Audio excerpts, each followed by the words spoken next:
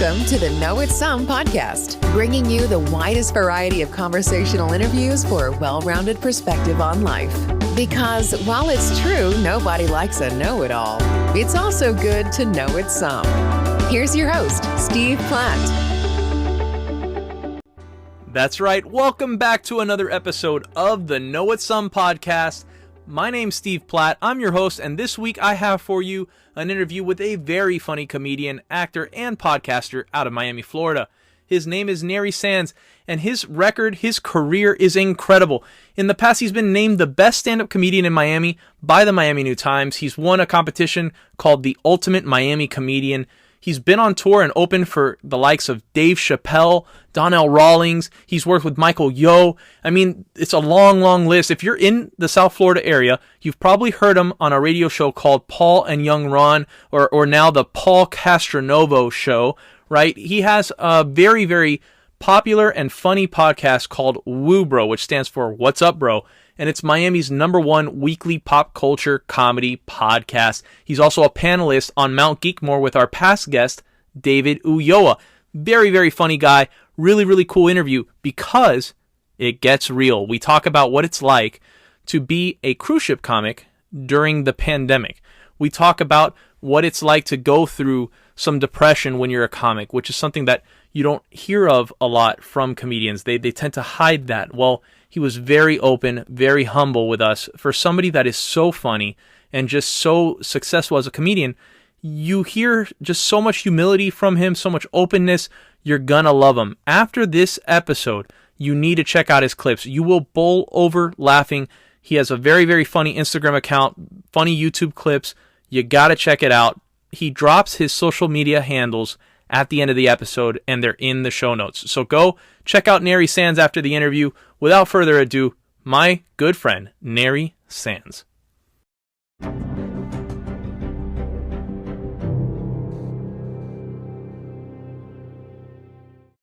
Hey, Nery, welcome to the Know It's Some podcast. Thanks for being here today.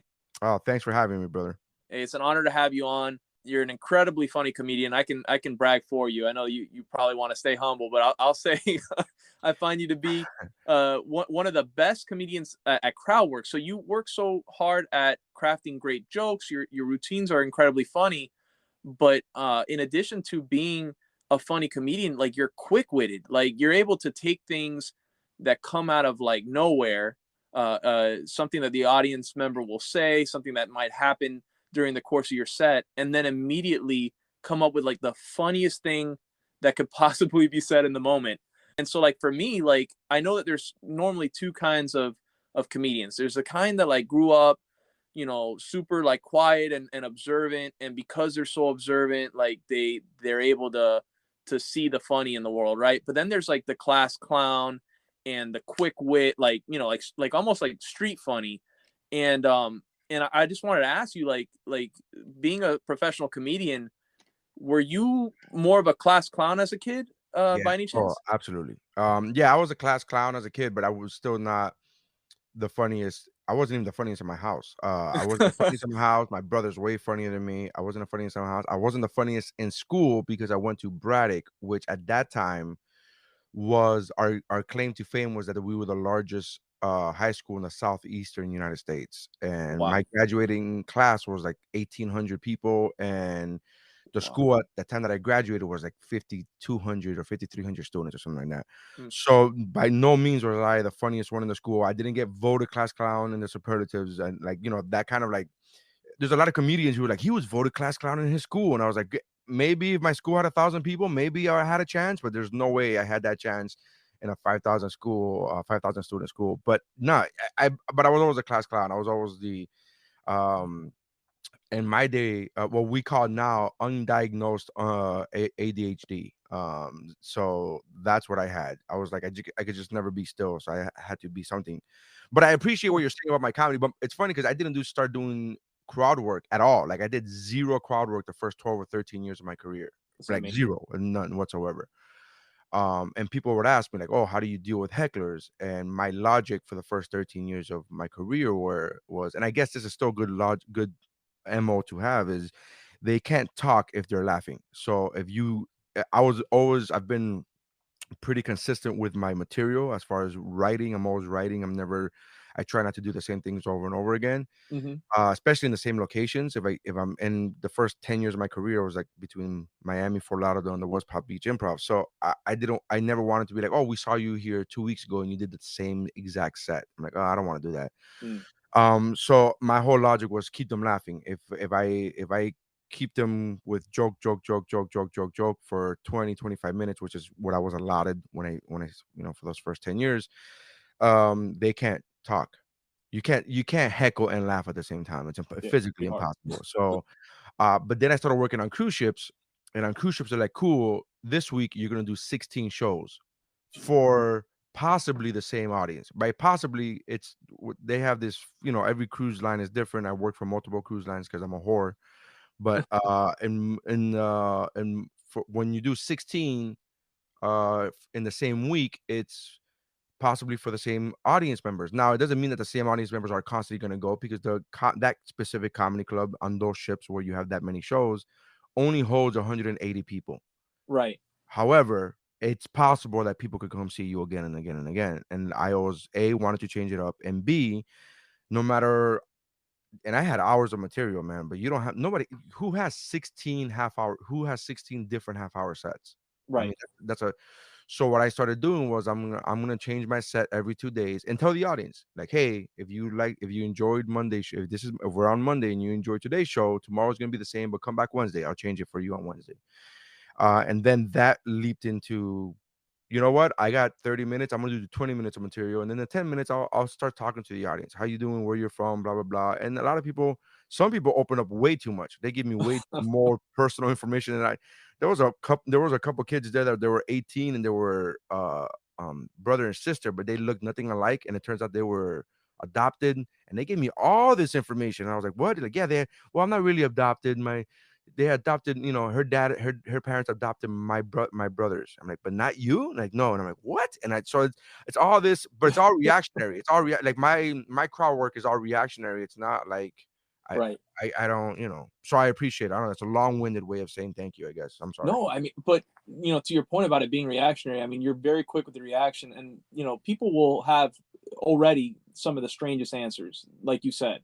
But it's one thing to just be like, "Wow, that's a funny, strange answer," and then it's the other thing to, like, be able to keep it going, to be able to extract from there like some funny premises and some funny punchlines and comebacks and stuff. And you got to be quick about it, and you are. Like, I've seen other people try to rely on crowd work, and they don't have the excuse of having to do 16 shows in front of Yeah, yeah. possibly the same audience. Yeah, yeah. That's the problem that I have. Not the problem. I shouldn't say problem. That's what I didn't want. I never Yeah. wanted my comedy to be reliant on any one specific thing. I didn't want it to be reliant on young people being in the audience. I didn't want it to be reliant on Hispanic people being in the audience. I didn't want it to be reliant on my crowd work, or like, what if the people, because sometimes, the videos I post up are like, when the crowd member gives you something, when the audience member gives you something good, like there's plenty of times where they're like, where are you guys from? And they give you like the just bland answers, or Or like, what do you do for a living? Nothing. It's like, really? And then trying to get that, to work. And so it's definitely an exercise in comedy, but I never wanted to be that guy whose comedy is all relying on any one specific thing. Oh, there's no young people in the audience, fine, I'll talk about this. Oh, there's no Latino people in the audience, fine, I don't have to talk about. In fact, I didn't even start talking about Latino people. I didn't even start talking about me being Latino until this year, which was my 18th year of doing stand-up. wow. So I went the first it was August when I first opened up about when I first said the words I'm Latino or I'm Hispanic on stage. And I 18 years, I completed 18 years in September. Because So you I didn't went an that entire comedian. 18 years. What was that? Because you didn't want to be like that comedian. Like, I didn't want, look, there was a couple out forces, right? So I didn't want to be that comedian. I didn't want to be like, I don't like labeling anything. I don't like labeling my yeah, comedy. I don't like labeling it. I don't want all fat jokes. I yeah, don't want all Hispanic jokes. I don't want all, like, it's just because when you see a fat Hispanic go on stage, you go, oh, he's gonna do fat jokes. He's gonna do Hispanic jokes, and well, they may do that. But if that's all they do, then it's predictable and boring. And I used to always say, when I was 5 years into stand up, I used to say like it's cool when you're 7 feet tall and you can dunk, but if you really want to impress me, go out and shoot some threes and Yeah. make them. Now it's ridiculous to say that because in the NBA, everybody's 7 feet tall and everybody could shoot threes. But 15 years ago, people 7 footers weren't making threes, man. No, But that's what I wanted to do. I wanted to, with my comedy, I wanted to be like, hey, look, I know I'm fat and Hispanic, and I may hit you with a fat joke here or there. I'm not saying I don't have any fat jokes, but I'm gonna hit you with a lot of other stuff. You're gonna, and by the time I hit you with a fat joke, you're gonna be like, I get it, cool. I didn't, but I that's what that's my whole plan of attack is like, first of all, when you're trying to find your voice, and I hate when people say that, but it's a true thing. I always said to myself, I'm just gonna try to be whatever kind of funny I am with my friends who have been telling me to start stand up for years prior to me starting stand up. However funny I am around them, I'm gonna try to be on stage. Like I'm not gonna be the mean guy. I'm not gonna be the angry guy. Like I fucking hate bad drivers because I don't care. It doesn't bother me. So I'm gonna just, however kind of funny I am with my friends, I'll try to be on stage. And it took me years to get to that point, but that's the whole point, man. But Yeah. it's just fun. It's just fun. It's just me having fun. I didn't want to be that guy. But this year, I heard somebody. I just in August I started talking about the the um, the political protest that Cuban Americans were having, Yeah.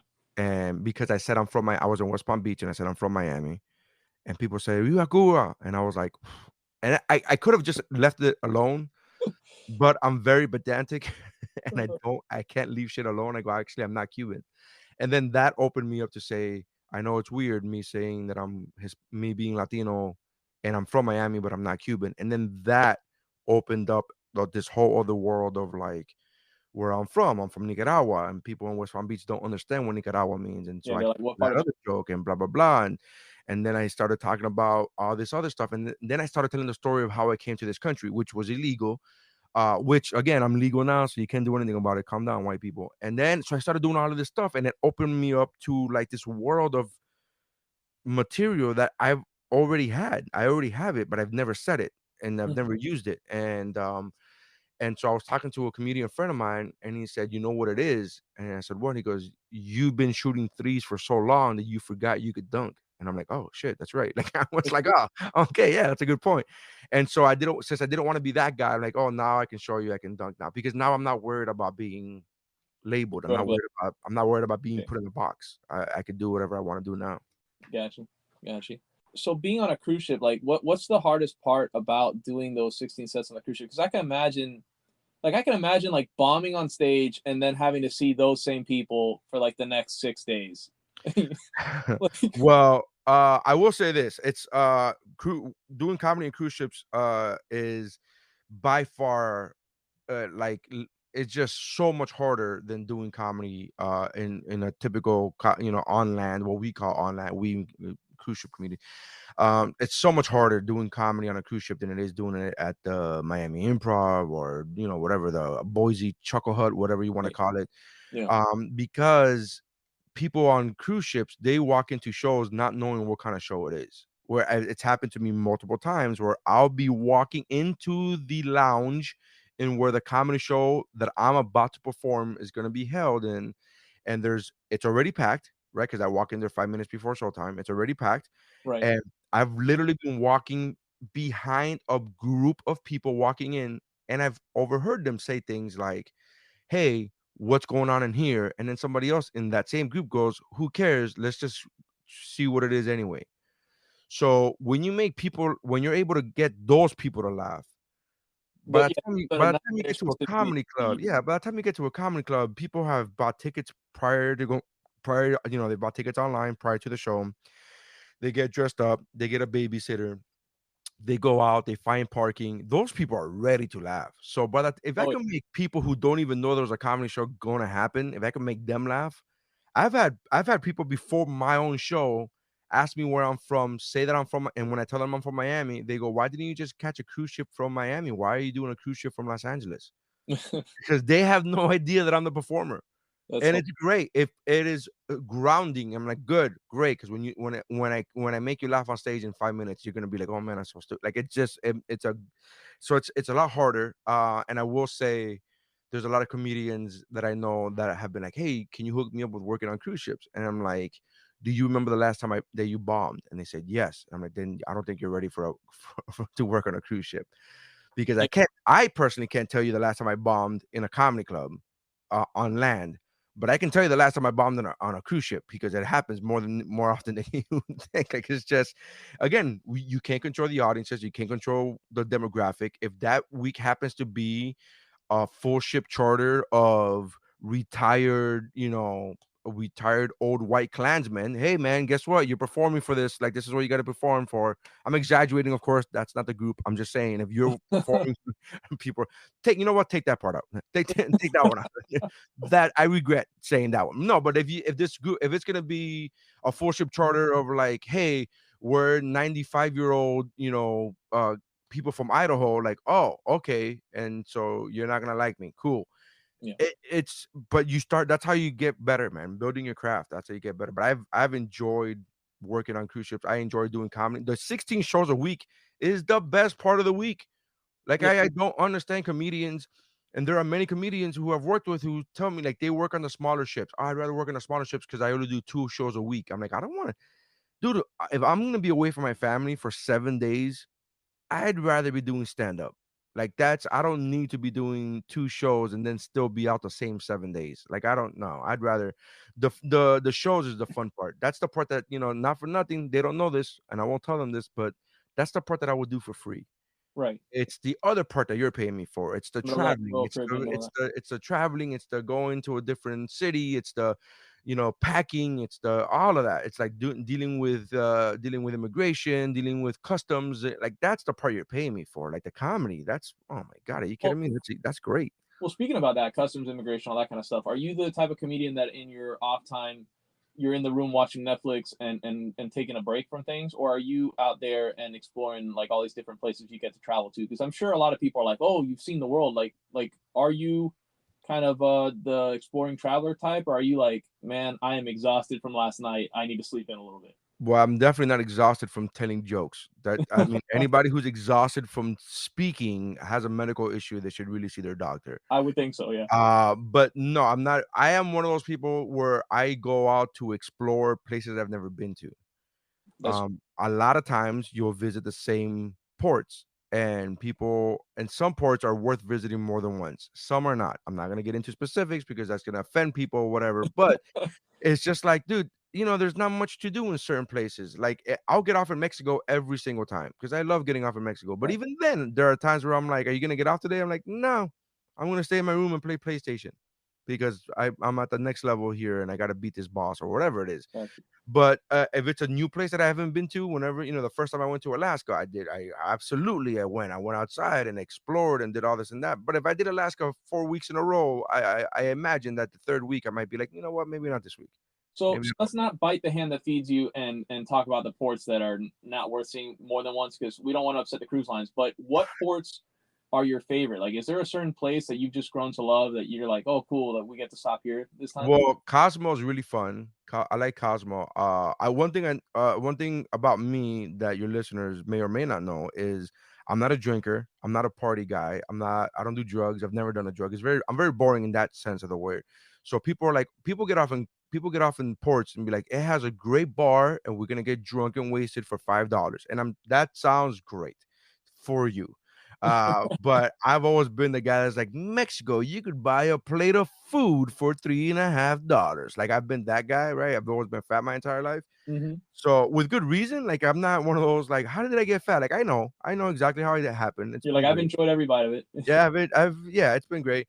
I will say, now it's different because now my ports of calls used to be about how the food was, like, legitimately, like, it used to Yeah, be about food, except Alaska, because Alaska really is about the scenery.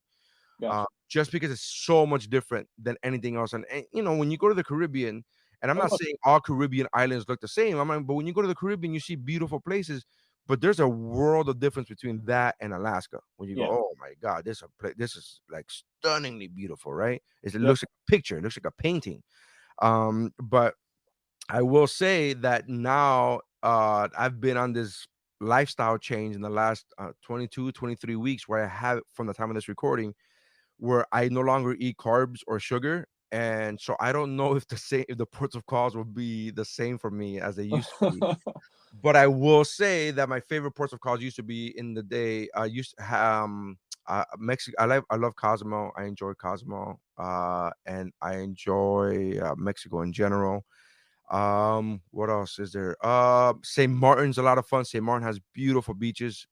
Which I'm not even a beach guy, but there's a beach where it's right at the airport, and I'm sure you've seen 1,000 pictures of the people like holding their hands up because as the plane is landing, it looks so flipping close, and that's Yeah.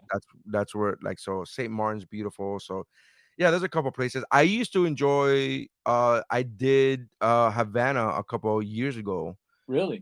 Yeah, I went to Havana when they opened up the restrictions or whatever. The cruise lines were going there, and they were like, "Hey, would you go to?"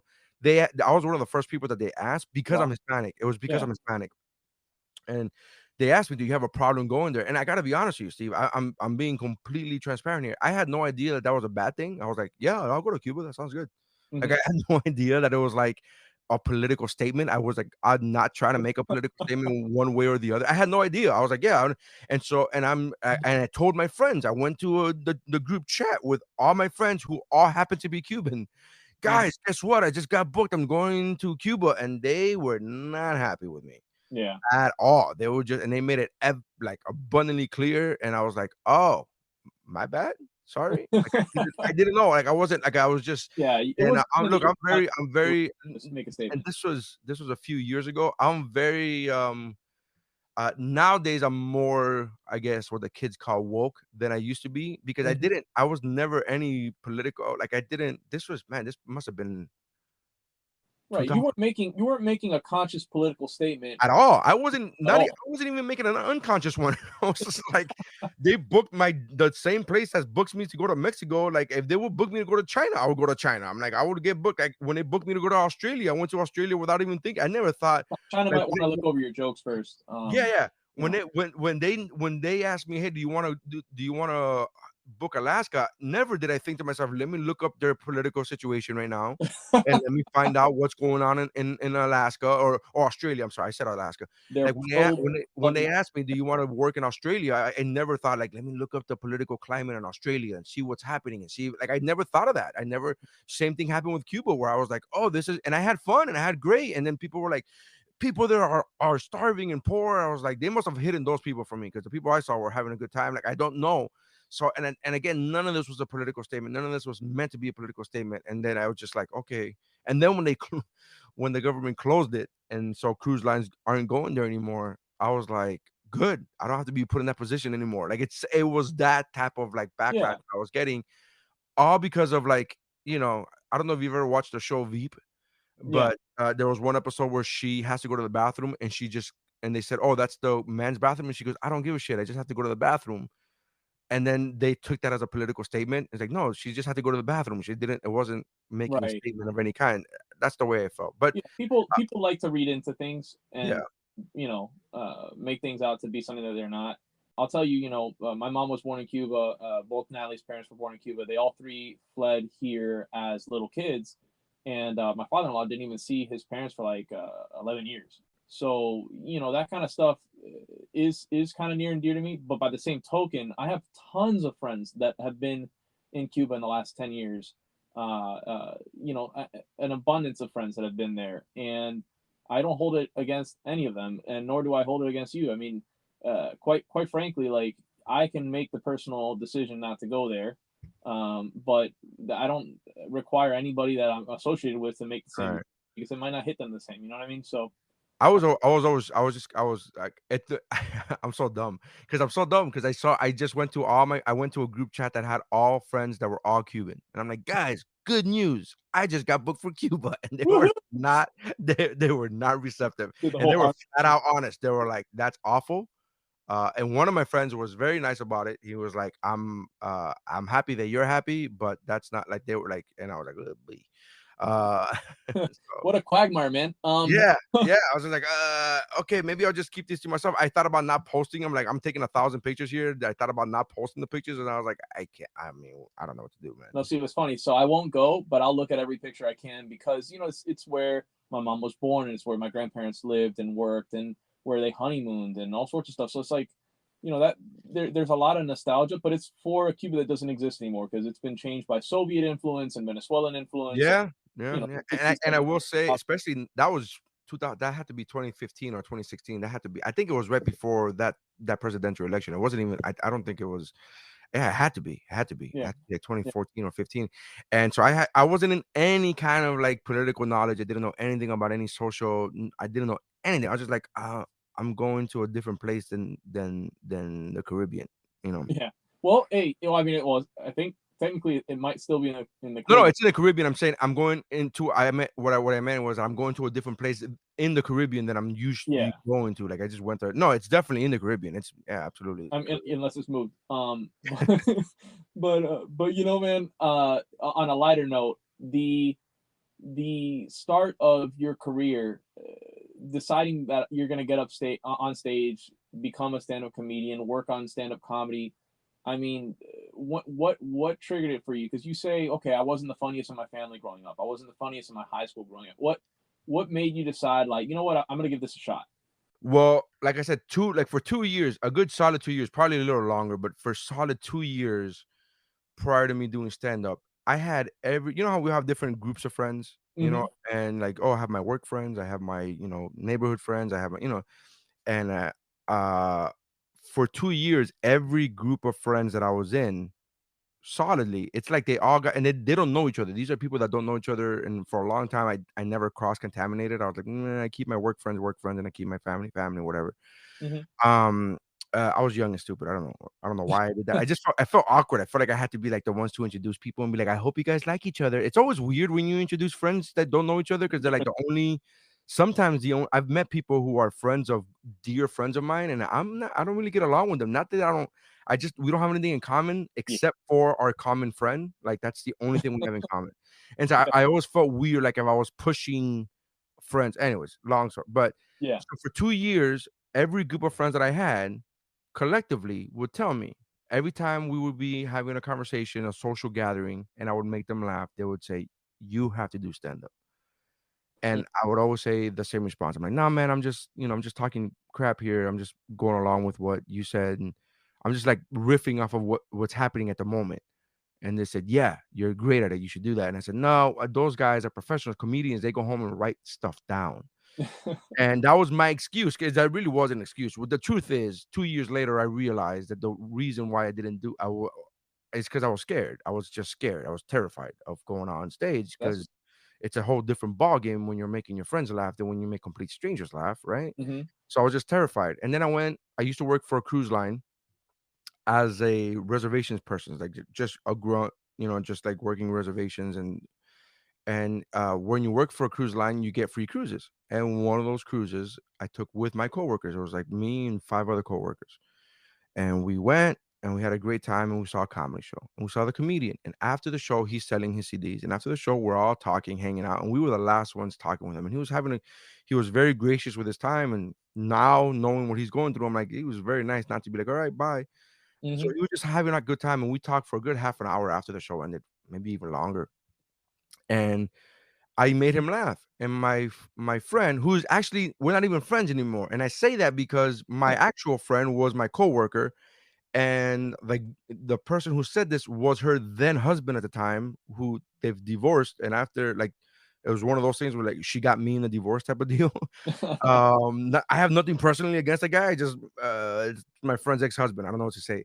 Yeah. But at that time, he was my friend, and at that time, he said, "Oh, you're making his dream come true right now." To the comedian, and he said, "Why?" And he said, "Because he wants to be a comedian. He wants to do stand up." I had never said that to myself, much less to other people. Never did I say it to anybody. But in true fashion, the way he was as a person, he was very perceptive, and he said, "Yeah, he wants to do stand up." And so the comedian, whose name is Happy Cole, said, "Why don't you? Oh, have you? Are you gonna try to do? Are you gonna like go do stand up?" And I said, "No, no, it's too late for me." And he said, "What do you mean?" I said, "I'm too old." He goes, "How old are you?" And I looked at my watch, and this is a true story. And I go, "Oh, I just turned 22 years old." Like, midnight had struck, and I was like, "We're like now at 12:15," and I'm like, "Oh, I just turned 22 right now." And then he said, "And you think that's too old?" And I said, "Yeah."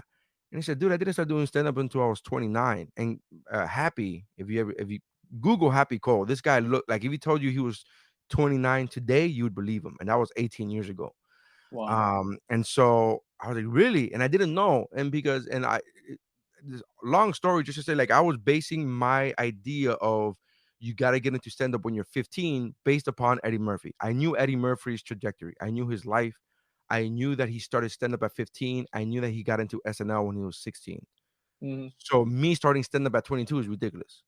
Like that's what I thought. That's what I thought. And then Over the he hill. was like, "No." He was like, "You're comparing yourself to Mike Tyson. You're comparing yourself to like the youngest to ever do something. Like that's impossible. You can't do that." Yeah. So then he said and he gave me like the very generic. And I say this with love because him and I have worked together since, and we've hung out. And I love the guy for multiple reasons. But I remember him saying to me, like, "Why don't you give it a try? What's the worst that can happen? Like, at least you'll know. Like, even if it's not good at it, even if you don't like it, you'll know."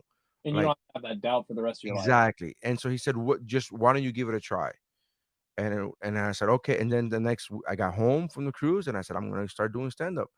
And then I did an open mic, which is 5 minutes. And I remember distinctly, like clear as day, getting off of the stage, going behind the stage, right behind the green room, and putting my hands on my knees, and like breathing in and out deeply. And then I immediately called my youth group director. I used to be in a youth group in church, and I called him. And for all intents and purposes, he was my pastor. Right. And I called him and I said, "I found what God put me on this earth to do." Like, that was the message, because it Hmm. was 10 o'clock at night. He didn't answer, and I was like, "I found what God put me on this earth to do. It was to be a comic." Like, I know for a fact that there's nothing. And now I've said this before. I don't take drugs, but I imagine that's the feeling of taking drugs. That high that I got off getting off stage for the first time was like, "Oh, okay, this is awesome. I need to keep doing this until I keep getting this feeling over and over again." And I tell my friends that whenever I retell the story, I usually edit out the whole God thing, because again, religion, people get very touchy. But that was a big moment for me to say, like, I had no direction. I was studying to be a teacher at that point, because I thought, why not? Like, I thought I'd be good at it. I thought I'd be decent at it. It'd be fine. And I was literally going to Miami-Dade College, or Miami-Dade Community College back then, to be a school teacher. And when you find yourself doing something just because you feel like you have to do something, like, "Oh, I have to go to school because I have to pick something," because even though you don't know what you want to do, I was in that rut, but I didn't know I was in a rut. I was just like, I was having fun with my life, but I didn't know, I had no purpose. And so when you find something, whether you call it God or the universe or whatever it is, when you find a reason and something to do, like a reason to do something, you're like, "Oh, this is a reason. This is my reason." And that was a big deal for me. So that I knew then. I was like, I don't care if I bomb. I don't care if I bomb next time I go on stage. I don't care if I ever, like, but I know that if I could feel this good about it, I know that it's worth trying to do it again. So Man, that's that was my huge to high. hear. Like that feeling of euphoria and calling is huge to hear. You mentioned I don't care if I bomb. I mean, do you remember the first time that you bombed and what kind of got Oh yeah, I remember what the first. made you Everybody feel remembers the wanted to first do time. stand up? Everybody remembers the first time they bombed. All right, so I had gone up on stage. The first time I went up on stage, and I had 80 of my friends and coworkers there. Right, between my friends, family, and coworkers, there was 80 people there to go watch me, and I Gotcha. did really well. And then 2 weeks later, I didn't want to do the same 5 minute set in front of these same people, because I was like, "That's cheesy. That's sucks." To be fair, I was the only one that didn't repeat material that night. Okay. That's the beginning and end of anything positive to say about that night. That's the Oh, beginning. Yeah, I good. bombed hard. It was not good. I bombed hard. It was bad. What That got you was through it? that wasn't the worst bomb that year, but that was my first one. It was the second time I went on stage, Right. because I was trying to do all new material that I had never really practiced. And I go, "I'll just put it, sling it together." And then after that, I learned, okay, I gotta start stringing things along and start, like, whatever. So I started doing that, like writing more on paper. I used to write my jokes down on paper, which I haven't done in a decade. A decade. So I would write these things down, and then I started having, like, it was only every 2 weeks. There was no other rooms in Miami. There was no, like, even Bougainvilleas, which had comedy at one point. We, meaning the group of guys that I started with, started that. like there was no other place to do stand-up except for the Miami Improv, unless you wanted to go all the way to Fort Lauderdale. The old Miami Improv, Coconut Grove. Right, the old one, the Coconut Grove one. And so then it was 5 minutes on stage, but it was only every 2 weeks. So every 2 weeks I would get on stage. So the second time I bombed, second time I went up on stage, I bombed. And then after that, I got this string of like, oh, I'm doing well for like 4 months. Mm-hmm. And that's when the ego went through the roof. And I'm like, I got this. I know what I'm doing.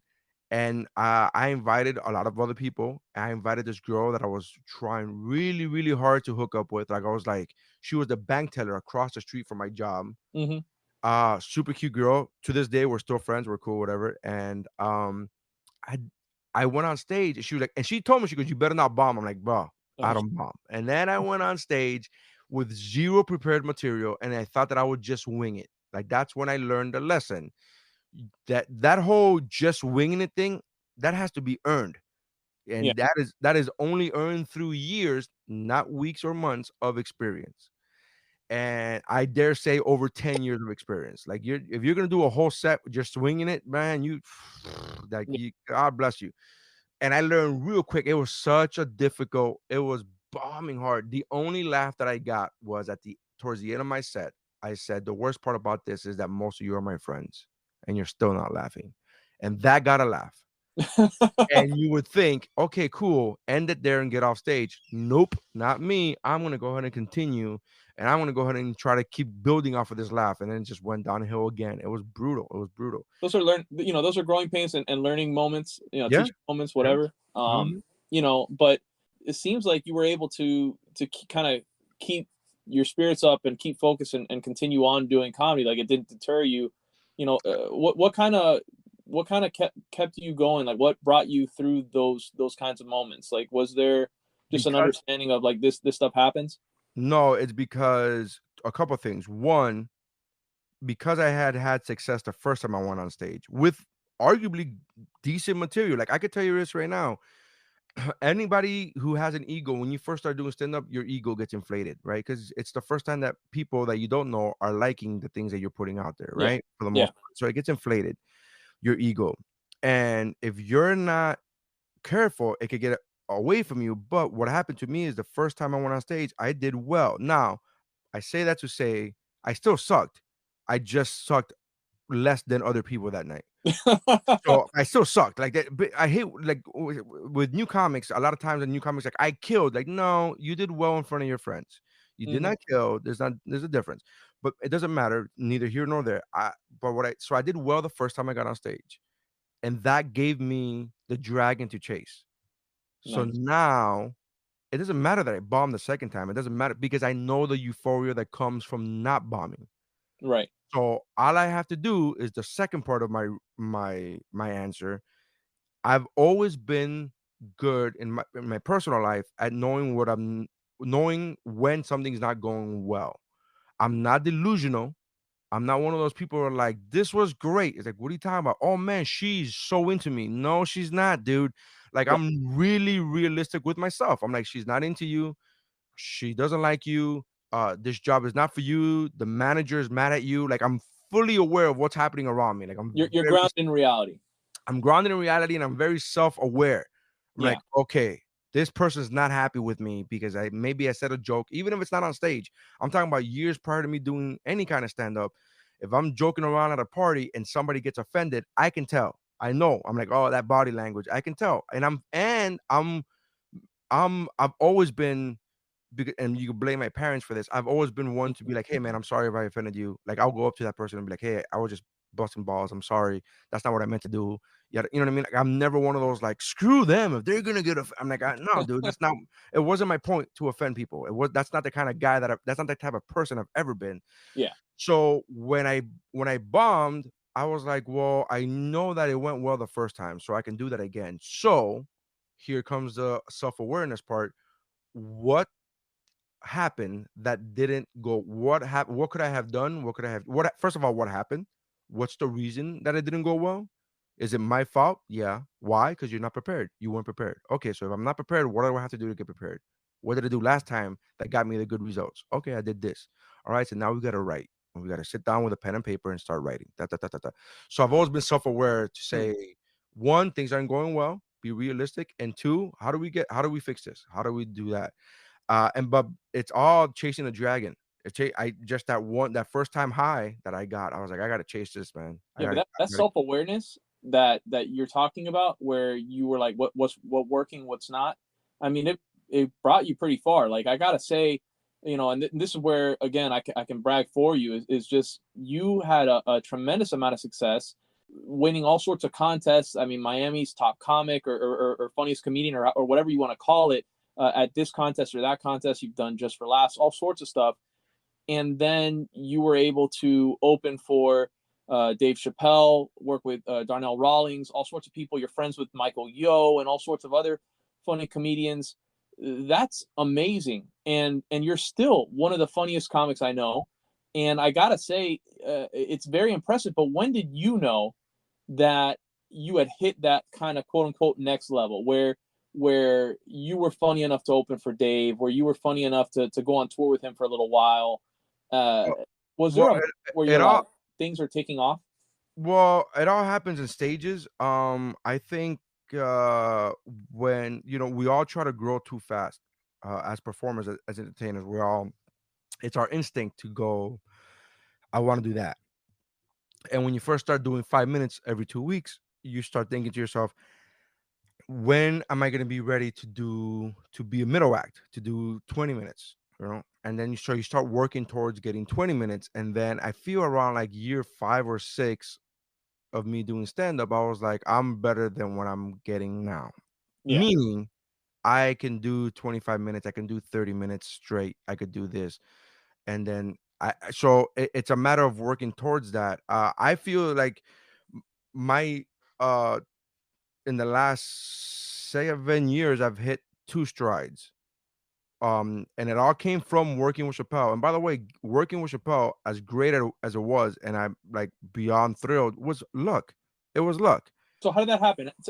The listeners might not know. I know you've told the story a number of times, and you're Oh, probably. I love telling the story because it's just goes to show you that's not this whole story is the definition of when preparation meets opportunity kind of thing. Correct. Exactly. That's all this story is. And I'm thrilled because I was prepared, but realistically it wouldn't happen without the opportunity. And the opportunity was Dave Chappelle hadn't been on, not that he hadn't been on stage, he hadn't toured because he was doing shows out of LA for a while, like refining his craft. Mm-hmm. And because the Dave Chappelle show had ended, and it had ended like 5 years prior, something along those lines. I don't remember the exact time frame, but it had been years since he was in the public eye. Yeah. And then he came down to Miami, and the announcement that he was going to come down to Miami, I found out later through his road manager. He's one of the only guys that I know that can say, I want to do this 2,000 seat theater and in a week have it sold out.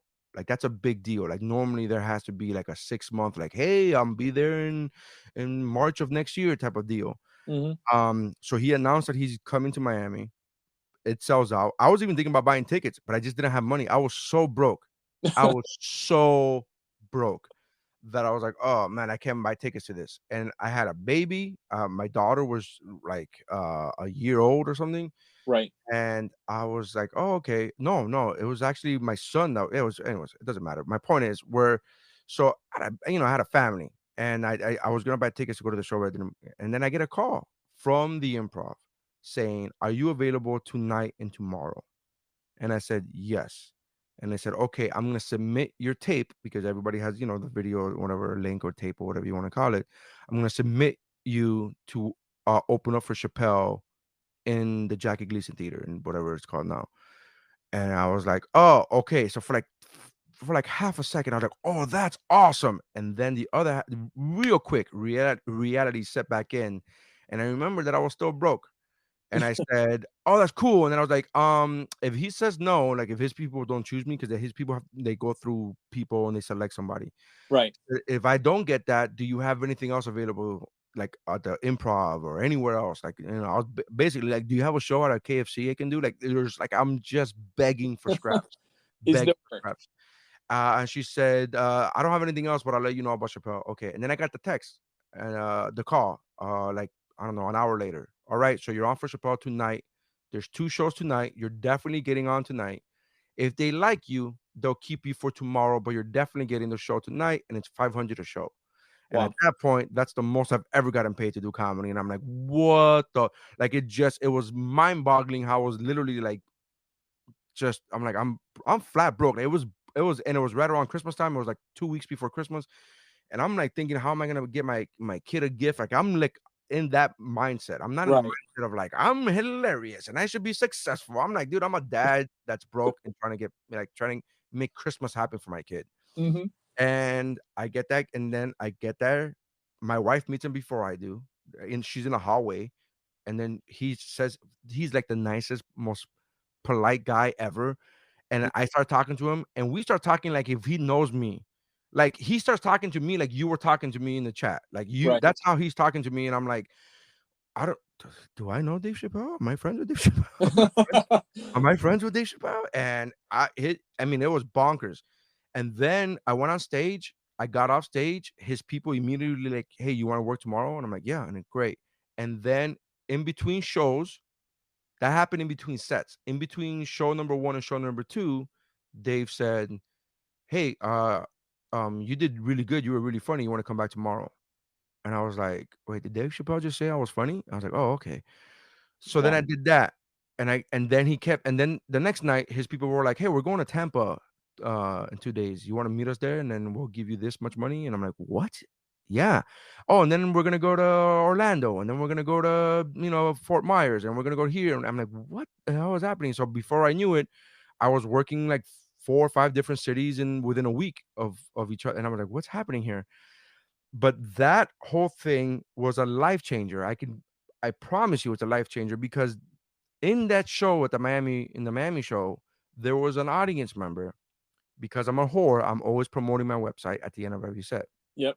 And they heard me promote my website. They contacted me on Facebook to do a private birthday party for their husband, which I did not want to do because comedians, there are very few things that we hate more than doing private shows in somebody's living room. It is awkward and annoying, and people think you're going to get the same kind of show that you do in a comedy club in a low lit, low ceiling situation. It doesn't work. And people who set these parties up are always have the worst instincts. They're like, just mingle amongst the crowd, but don't tell them you're a comedian because I want it to be a surprise. I'm like, nobody wants that. Like, they don't understand how bad of an idea that is because it's no longer, hey, we got a professional comedian. It's like, hey, that guy that was eating hors d'oeuvres next to you for the last hour, now he's just talking shit about the party. Like that's it. That doesn't make it funny. Like you have to tell people we're having a professional stand-up comedian coming, so they have mentally prepared themselves for that show. Right. And so I didn't want to do the show, but again, I was flat broke, and just because I made money that week, I'm fully aware and realistic enough to know, hey, yeah, I got a couple grand in my pocket, but I gotta make this last through Christmas and through January because I don't have shows booked. Yeah. I Right. wasn't at that level of having I have the next 6 months booked. I didn't have that then. And so I finally said yes to this lady. I was like, fine, I'll do it. And she's like, how much is it? And I gave her the number, which I thought was a high number. And if I was just in my mind, I was like, come up with a number high enough for her to say no to because you really don't want to do it. Or if she says yes, hey man, you got yourself $800. So I said $800, and she said yes so fast that I immediately was like, oh, I lowballed. I should have said more. So she didn't give me her address until like the day of. Like we were texting each other and it was fine. And then the day of the party, it gets cold, right? That one day of the year it gets cold in Miami. And she said, make sure to bring a jacket because I have space heaters, but they're for the guests, and you're gonna be on the stage area. I'm like, stage area? Heaters? What? And I got there and it was like in one of those like Miami Beach islands. I don't know, one of those Right. islands, Yeah. Like Star whatever. Island. One of those. Yeah. And like there was like a security gate to get in, and there was like police escorts, and there was all this stuff there, and I was like, what? And then there was, I swear to God, I kid you not, there was like a Lamborghini parked outside her house, and then they had valet and they had other stuff there. And then the entire time I'm on stage, and they had a professional DJ, which is great because that means that there was a microphone with a sound system. That's Awesome. always, because I'm telling you, man, I did plenty of shows in people's living rooms with no microphone, and it's Oh, like, oh, dude, this is the worst. But this guy, so there was a little stage area, which is actually not a stage. It was just the where what's that thing called with the little? It looks like a little hut. What's that thing Yeah, I called? know. I know what you're talking, like a Right. gazebo thing. Exactly. So I'm on the stage area and I'm just talking about how rich these people are and how poor I am and the difference in wealth. Like that's my entire set. Like I did one or two of my jokes, but the rest I was just like I've never I immediately went on stage and I said I'm sorry because I valeted and I immediately dropped the property value of this by my car just being in the neighborhood. It immediately just dropped the property value of you guys, and they started laughing at that. I apologized to the valet for parking the crappiest car to have to park. Like you go from parking a Lambo to parking a 2002 Dodge Neon. I'm so sorry. I apologize. So I went to and they all ate it up and they just ate it up, ate it up, ate it up, ate it up. And then some guy after the show comes up to me and goes, "Hey, I work for a cruise line, a huge cruise line. Do you want to do comedy on cruises?" And I was like, "Yeah, sure." And he's like, "All right, I'll call you on Monday." And my response to him was, "Sure, you will." Because I had been through this before so many times People, throughout the years. People come up to me after the show and be like, "I work for Telemundo, I work for Univision. We think you'd be great. Give me a call." And then you give them a call and they never answer you, they ghost you, or they lead you on, and nothing comes out of it. So when this guy's telling me, "You're gonna work, I'll call you on Monday so you can work on a cruise ship," I said, "Sure, you will."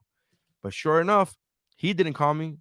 Another dude called me, and I didn't know it then, but this guy was like the senior VP of operations and all this stuff. That like he was a big deal in the company. I didn't know that.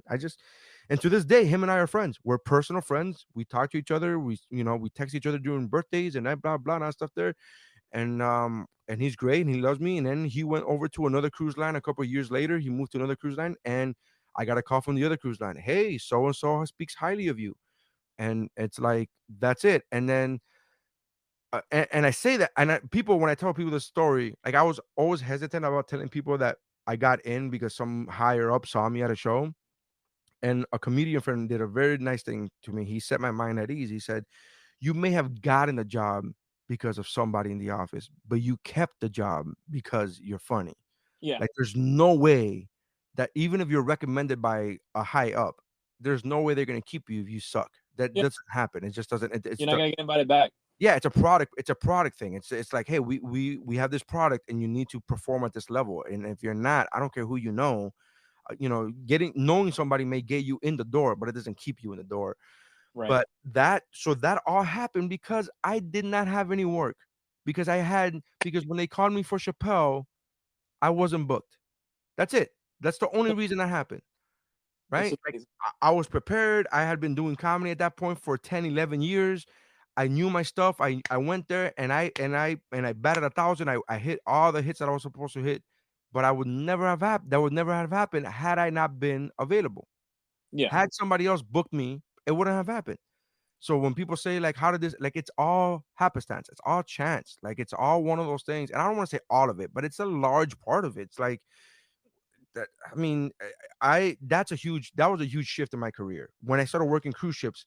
Not only financially was I able to be financially, I no longer had to pick and choose which bills I was going to pay that month, but I could afford to take my family, my kids to Disney World, and I didn't have to worry about like, oh, I can't buy you that teddy bear because I don't have money for that. Right. So financially, like that. But then what we were talking about earlier, doing comedy on cruise ships is so much harder that unbeknownst to me at that time, I was about to go through this boot camp of comedy where it was going to be week in and week out of sharpening my skills. And I always equate me doing comedy on cruise ships to whenever doing comedy on cruise ships is so difficult that when you start doing well on cruise ships, when you come back to the improv, it's like taking a test with the answers. There's no it's cake. It's so but it's fun cake. It's like, oh, you're laughing at the setup. Oh, dude, wait till I hit you with this punchline. You're gonna lose your mind. Well, Because they're already laughing. They're already enjoying the show because they want to enjoy the show. and they came there to laugh, right? They're not Yes, there on the yes. cruise for whatever other reasons that you would want to go on a cruise, So right? I love, and people to this day, they're like, "Do you want to do?" I'm like, "I want to do cruise ships as long as they'll have me." To be honest with you, and don't get me wrong, I want to do more. I want to do other stuff as well. I want to go out to LA, which is something that I'm talking about that I've been talking about for a few years now. But and my wife, God bless her, she's amazing. She's encouraged me to go to LA for years now. for like 10 years. She's be like, you should go out to LA. You should go out to LA.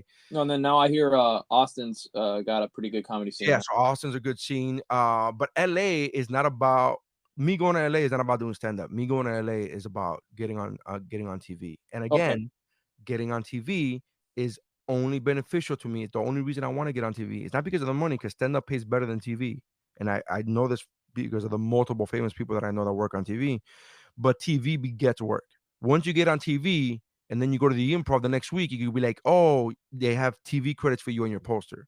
And I've seen it happen where Yeah. I've been hanging out at the ticket booth of an improv or of a comedy club, and somebody will call in and they'll ask who's there this week, and they'll say some, Joe Blow, and they're like, who's that? And the office people, the box office people would say, he's been on Saturday Night Live, he was on the Roseanne show, and they'll be like, oh, okay, cool, and they bought tickets Yeah. just because of credits. It's true. So that's all I care about TV, because I want to do stand up to the day I die, to the day they close the coffin on me. That's stand up for me is my drug of choice, and I don't ever want to give that up. And hopefully maybe one day I get to do TV and movies, and that's great. But I want that just to get me more work for stand up. So let me ask you, having done so much work on the cruise lines, and mind you, for the listeners that are unfamiliar, because so many people have seen you on cruise ships, and then if they're anywhere in Florida, particularly South Florida, they know you from Paul and Young Ron on the radio, Paul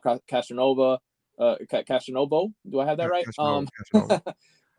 And like I said, I name dropped a few earlier, like Chappelle and Darnell Rawlings and Michael Yo and whatever. But you're very well connected and have been out there in the public eye for some time. So yes, a lot of people know you, but particularly like cruise ships, right, has been kind of your bread and butter for some time. So when the pandemic happened, when COVID-19 became a thing, for a lot of folks out of left field, because they maybe didn't know what was happening in China and stuff before it came here. Oh, you mean like the person running the country? Yeah. Well, yeah, possibly. My question to you is, like, when that happened and the cruise line pipeline kind of ground to a halt, Right. what went through your mind? Like, what went through your head at that time? Like, how did that affect you? Oh, fear went through my head at that time. No, I didn't know. I didn't know how. I was trying to. Then here's the thing. I knew about COVID from like February Right. on, I guess, is when it started becoming a thing. For not becoming a thing, but becoming like, oh, this is. But I didn't ever think that they would stop Yeah. production like that. I didn't. Nobody's ever experienced a global stoppage before. I mean, right? I mean, that's not that It shocked the hasn't heck happened. out of all of us. Yeah. So I was worried and concerned, and like, it was a whole thing. And I don't talk about this too much, but it's the truth. It is what happened. Look, so 2019, I've always been a big dude, I've always been fat. 2019 was really good for me health wise. I was getting healthier, I was losing weight, I was going to the gym every day in the ship. It was on no matter what ship I was in, I was going to the gym, and I was, losing weight, and I was doing well. And then the pandemic happened, and then it stopped. So work stopped, so money stopped. So then the worry, I'm not big on worrying much, like that, like what we said earlier about traffic. Like, traffic doesn't bother me. I don't get mad at traffic. It doesn't, like, things like that don't bother me. So Like, you're things normally pretty laid back. I'm pretty laid back, but I'm also like, hey, I'm realistic, and like, is worrying. Like, I remember giving a friend a ride, and she was like, we're gonna be late. We're gonna be late. Like, there's nothing we can do. You left the house late. There's nothing we can do. Like, Right. it's done. And I told her, and she asked me, she's like, why are you not worried? And I said, because if worrying made a difference, I would be worrying. But it's not gonna make a difference. So I'm really, I try to be level-headed enough to be like, if worrying about it was gonna make a change, then I will do it. But it's not. So you know what? It is what it is. What's gonna happen is gonna happen. I've always said that my entire life.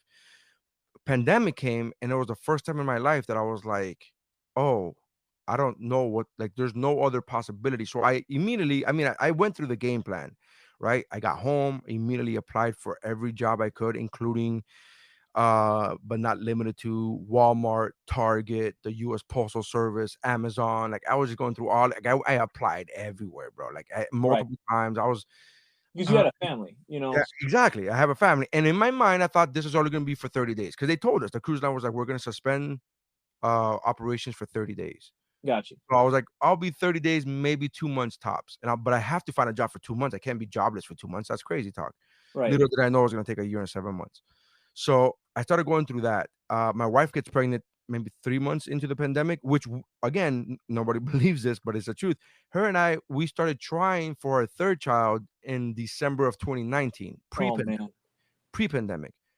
So when the pandemic happened, she's like, "Oh, are we still trying? Should we still be trying?" I'm like, "Yeah, this is gonna be over in a month or two." Like that was my bright idea. And when it didn't happen, right, when the pandemic wasn't over in a month or two, and finances got really strained, and then I started gaining all this weight back because I had no job. So I was eating my feelings. I had no job and I had no gym.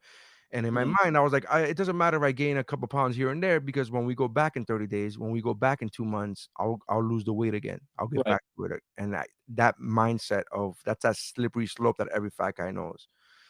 And then then my wife got pregnant. And then more fear set in, more money woes, and more, and then I gained more weight.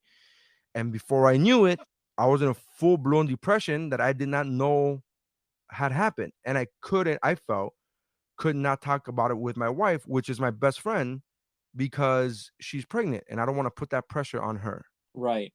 So it just led to a bigger snowball and it just led and led and led. And that snowball ended in May of this year when I said, I'm not doing that anymore. I'm just, it came to a screeching halt. And what helped was the cruise line reaching out to me saying, we're going to be back soon. Oh, that's awesome. And that gave me that hope. So if I, like I said before, like me working on cruise ships was a huge swing in my career for multiple reasons. N- You know, the not being financially independent is a huge deal. Yeah. Yes, yes, I helped me out in my career because it made me funnier. I 1,000% believe that working on cruise ships has made me a better comedian, a funnier comedian, a more professional comedian. With that said, it's also made me a lot of money that was able to help my family out. So when I didn't have that, it was a big deal for me. And when the cruise lines opened up, one cruise line specifically, and I don't know how true this is, but it felt like it was true. They were like, "You're the first phone call we're making." Yeah. And that meant a big deal to me. So I got out of that depression in May. I started getting out of that so that I no more carbs, no more sugar. By carbs, I mean refined carbs. I just mean like no bread, whatever. So now looking funny that we bring this up because yesterday was the first time that I was able to put a shirt on that I wore in 2019 That's awesome. because I gained 68 pounds during the pandemic. Wow. So when people talk about quarantine 15, Yeah. I call those people amateurs. Right. Right. Yeah. Step your game up, bro. At my level. Yeah, get at my level, bro. Get at the 68 level, 68 pounds or more level, bro. If you ain't gaining 60 plus pounds during the pandemic, you ain't nothing. Yeah, that's what happened, man. It was just, but I didn't know it. I didn't know it at the time that I was going through depression. It hit me like a ton of because it was the first time that I like, you know what I mean. And it's not like what you watch in the movies. It's not what like being listening to sad music in your room in the dark. Like it's not. It wasn't that. Like I thought I was still doing okay. I'm like, oh yeah, life sucks, but man, we gotta keep going. Like I kept telling myself that mentally, but my behavior was that of a destructive nature. Was that eating myself to death, literally. And I will say this though, when the vaccine came out, I was one of the first people to be able to get it, even though I wasn't old, because my weight put me at the same level as somebody who was 97 years old. So I'm not trying Yeah. to brag. Well, I mean, I'm you really know, fat. it's a scary thing in general. Yeah, I'll tell you, my wife was pregnant when the pandemic hit. We had our first child in June of 2020. Mazel tov. Thanks, man. It was a scary time for a lot of us, but no more scary than having your financial lifeblood kind of ripped from nowhere, like out of Yeah. nowhere. There was no real way that you could have possibly anticipated that long and that large of a disruption in your work, in your career. Yeah. Now, I know a lot of comedians in the interim, they tried virtual shows like Zoom shows. They tried I did all of it. I did all live of it, man. events I and did all all kinds of it. of craziness. Yeah. And a lot of it didn't work out very well. A lot of it was like super wonky, but some people made it work here and there. I know you have been in the podcast realm for a very long time. I know you're currently involved in a number of them: Mount Geekmore, Shiver, Woo Bro, and so on. What got you into podcasts? Robert Kelly, comedian Robert Kelly, super funny guy, New York comedian. I had heard of podcasting, but my knowledge of podcasting was only Bill Burr's podcast, which He's one of the biggest comedians in the world. he's my favorite comedian. I mean, I remember working with him. I worked with him before, right before he even had any specials on TV. Like people didn't know, like he didn't sell out. That's when I worked with him. Wow.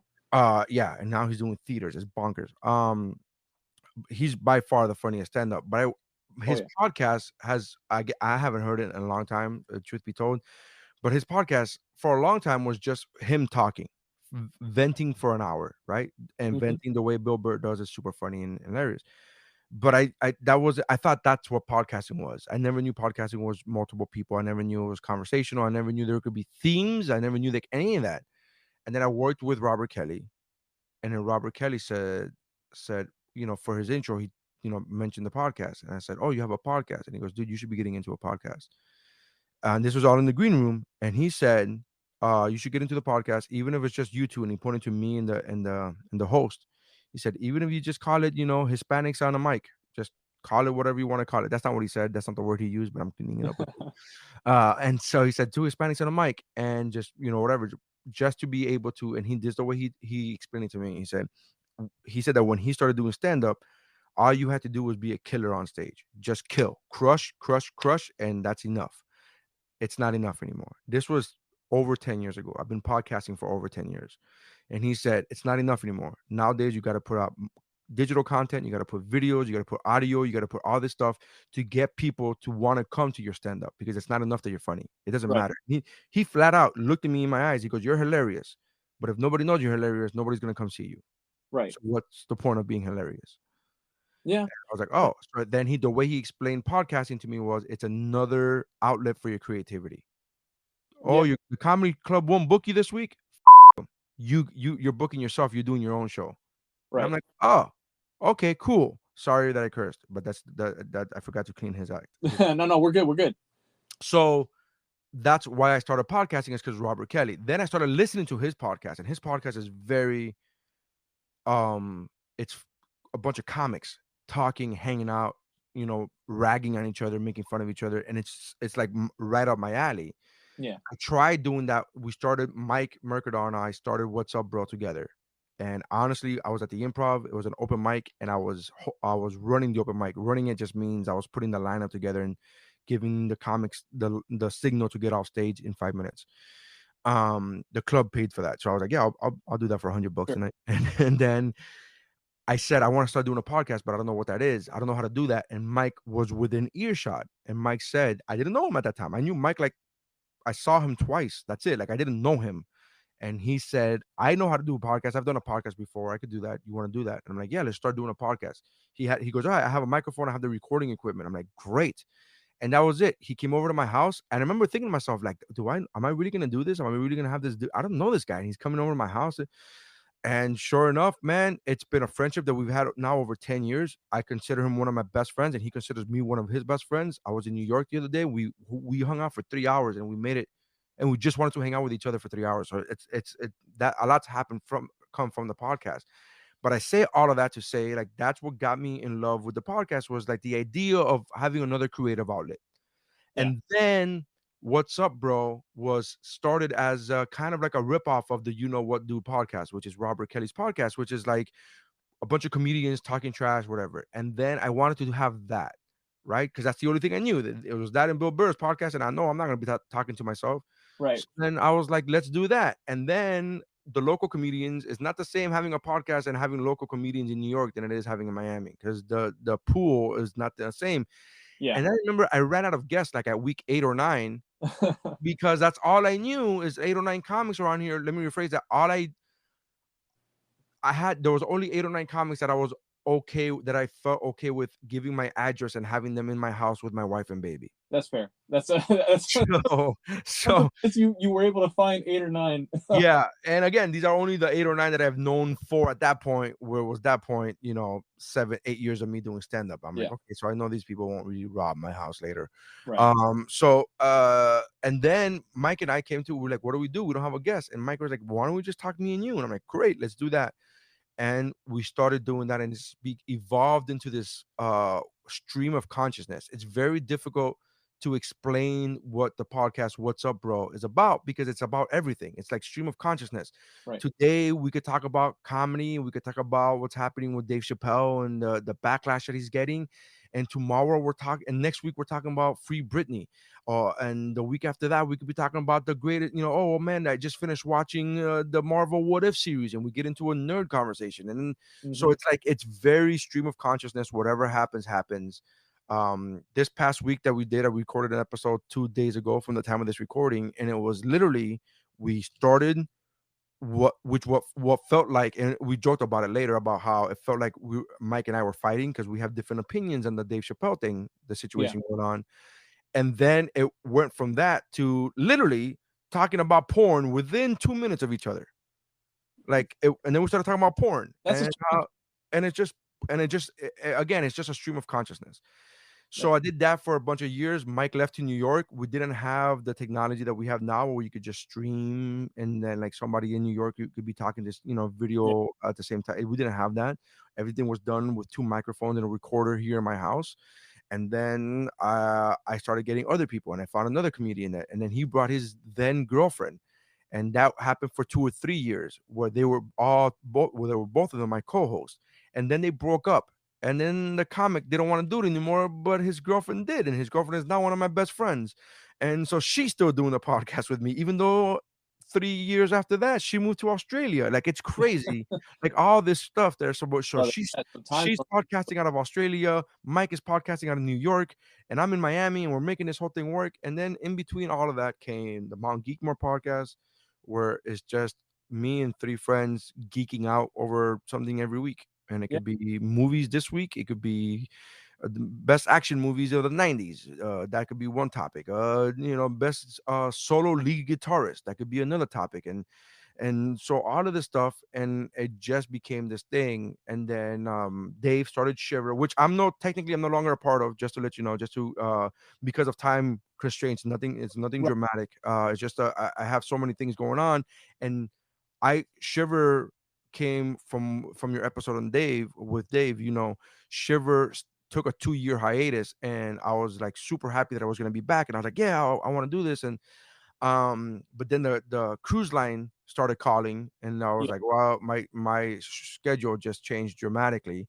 And then Dave, he's doing a great job with Shiver. It's very different than what it used to be 2 years ago. Like two Yeah. years ago we were I love doing the new format. Daniel DeBona, very, very funny. Um, right. and they had me on for an episode earlier this month, actually, and it was a lot of fun hanging out with those guys. I love Mount Geekmore, the stuff that you guys talk about there. Super nostalgic. A lot of times it ends up with me pulling up an old movie to watch, or googling something, or what, Thanks, I mean. yeah. Yeah. Takes you back. Woo Bro, everything is just really, really funny. Absolutely love it. And I'll tell you, you're an inspiration to me as a young podcaster. I'm learning now the hard way that I'm having to change things up. I'm changing hosting platforms, going to a video format, and there's a lot of work that's being done right now behind the scenes to head in that direction. Well, Um, I would always say, man, you could do both. I still do both. My podcasts are both, all my podcasts, and we started a new one, Kickflix. Mike and I started a new one with Jeff. It's yeah, Kickflix, where we rewatch martial arts movies, and we talk about them, and we let the wheel of fate pick the next movie, which is always great, because it so far it's only picked bad ones, which is hilarious to us.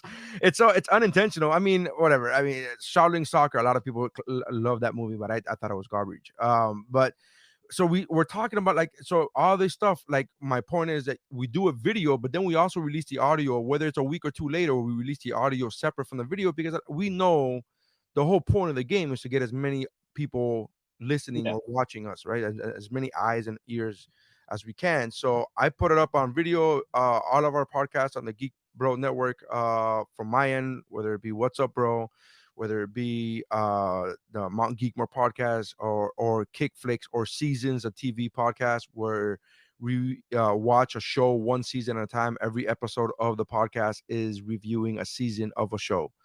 right. And all of those are found on Facebook and YouTube.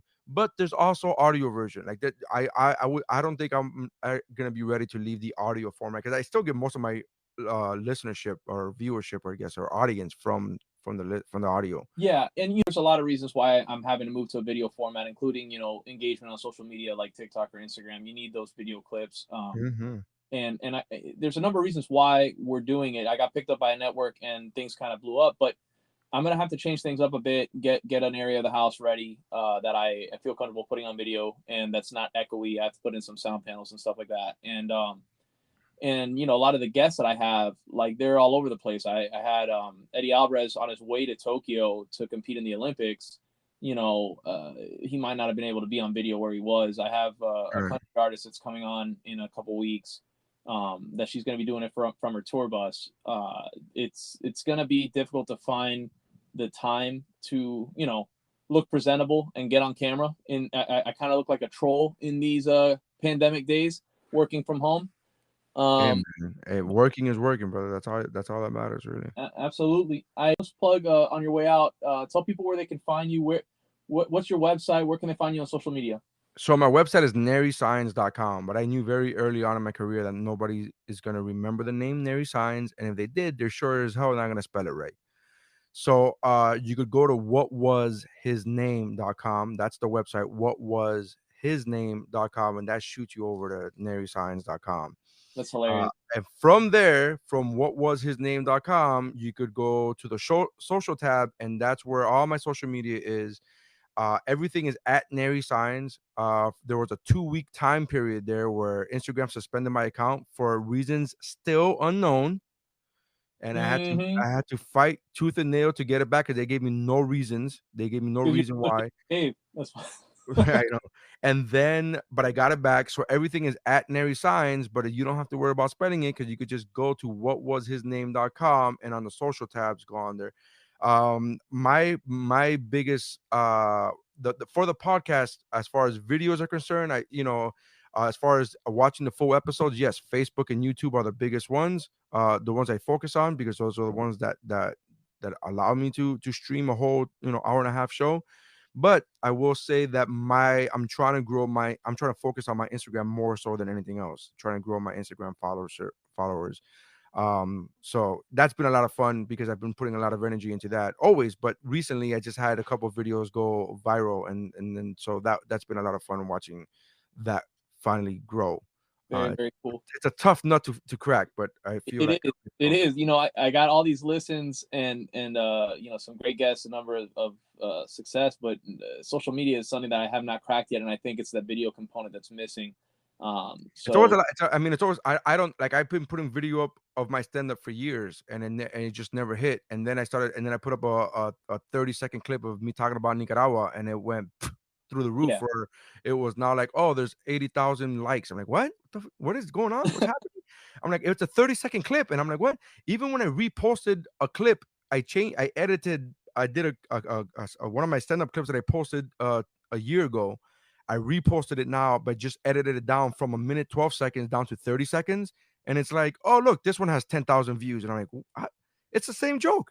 Like, it doesn't change. Okay, whatever, guys. Whatever you say, social media, whatever you say, man. I'm going by your rules, guys. It's an algorithm, man. That's all it is. I started mine late. I probably did like 12 episodes or something like that before I even created the accounts, and I'm kicking myself for it. But I hope everybody reaches out and finds you. If you're listening to the episode and you think he's hilarious, but you can't remember what was his name, that's all you got to remember. What was his name? Whatwashisname.com. And I will say this, though. Can I say this as a disclaimer? Because I've had a lot of fun on this podcast. But I will say this: a lot of these were like serious topics that I don't like. You know what I mean? It's weird to be funny when they're like, tell me how this dream came about. I'm like, oh, I got to give you a funny answer. You want to you know what I mean? So it's like one of those things. Don't worry, we're not a comedy podcast. This is more of a It's more like a shiver podcast where there's actual format and there's actual things that got to be approached. Because I like flying by the seat of my pants. I'm like, oh, I'm just gonna talk shit, right? And then like I didn't learn anything from my second time on stage. I'm like, just talk shit, just go in and talk shit. And here you come, Steve, and you're like, so this is what we're gonna talk about. I'm like, oh, Okay, never mind. Okay, cool. Yo. So yeah, the format of this show is super different. It's definitely not a comedy podcast, but the listeners, they get it. I'm just saying I'm funnier than I was today, is what I'm trying to say. For sure. No, you were hilarious. Thanks so much for being on, and you are welcome back anytime, Nery. I appreciate you, man. Thank you. And then next time you hit me up, I won't be like, "Who's this?" Oh man, thanks. Appreciate it, brother. Thanks, man. Always good. Have a good one. Bro.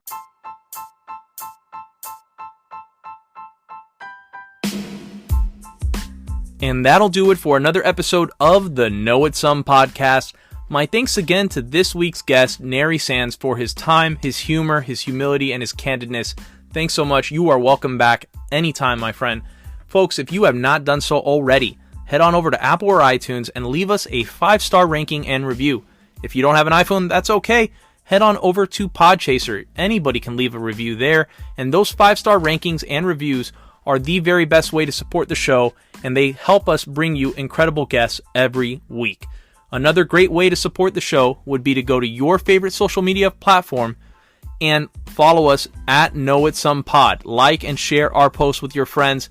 It's just another great way to support the show. Folks, the support up until this point has been incredible, and I can't thank you enough.